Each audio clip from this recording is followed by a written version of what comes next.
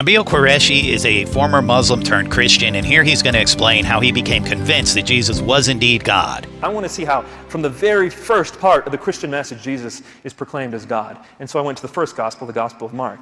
And it was precisely there where I read Mark chapter 14, verse 62, which when I understood what that verse was, it blew my mind. Here Jesus claims to be the Son of Man from Daniel. He claims to be the I Am from Exodus. And he claims to be the one sitting at the right hand of the power from Psalms 110, verse 1. Now, he makes a couple of critical errors here. We're going to focus on the most important one to what's going on here. Here he says that he goes to the Gospel of Mark because he wants the oldest account. Well, actually, Paul would be an older account than Mark, and this is crucial. Paul is a Greek-speaking Jew. The disciples would be Aramaic-speaking Jews. Mark, likely also from the land of Israel, would also be an Aramaic-speaking Jew. But Paul is a Greek-speaking Jew. And notice how he mentioned how Jesus is referring back to Daniel. There's something important you need to know about the Son of Man in the book of Daniel. Next one I want to talk about is in the Hebrew Bible, in Daniel 7:13, a passage about seeing one like a Son of Man coming to the Ancient of Days. And this is clear enough in the Aramaic of Daniel 7. Va'ad atik yomaya mata. And unto or until or to the Ancient of Days he came. Now, in our oldest versions of the Greek translation of this, that preposition ad, which should be very easily translated as heos, doesn't read heos, it reads hos, which is very clearly a scribal error. Somewhere along the lines of the first letter of the preposition heos accidentally dropped off, and we have hos.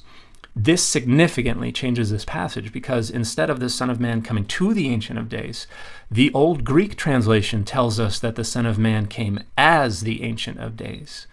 This error in transmission identifies the Son of Man as the Ancient of Days rather than a separate figure entirely. Now, another crucial mistake that our first video made was the assumption that, like, these are written by eyewitnesses. But if you read the story in the Gospels, there's actually no eyewitness. The disciples have run off before Jesus is appearing before the different councils that he appears before. And so there's no actual witness to what Jesus said. Did Jesus actually say this, or is this just reported in the book of Mark? We don't know. But this is based on a scribal error, a misunderstanding in the book of Daniel, where the Son of Man comes as the Ancient of Days in the Greek, whereas in the Hebrew, he comes to the Ancient of Days. They're clearly two different figures in the Hebrew, but in the Greek, they become one figure, which is what caused the New Testament authors to read this as Jesus actually is God, seeing Jesus as the Son of Man, instead of Jesus is coming to God if Jesus is the Son of Man. The same mistake is made in the book of Enoch.